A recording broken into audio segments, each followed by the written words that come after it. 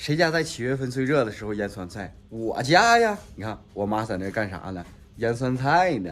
当然，今年酸菜不会腌很多啊，也就是10几20颗吧，大概几十斤左右。具体为什么在天气最热的时候腌酸菜，你可以猜一下，视频结尾告诉你。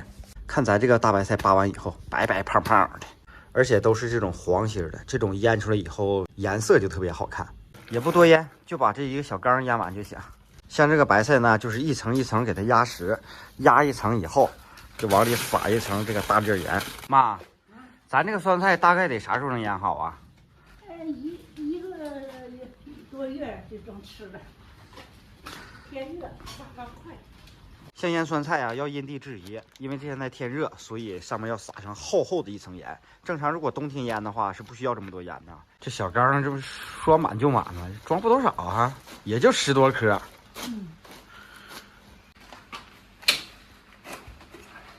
对，这个必须得给它系上，然后再腌制个7、49天，就差不多了。中途的话，半个多月的时候得倒缸啊。什么叫倒缸？就是换到另一个缸里面，底上下所有的全部倒一遍，把上面变成下面，下面变成上面，慢慢里面就会出汤了。它就这么腌制就可以了。火锅。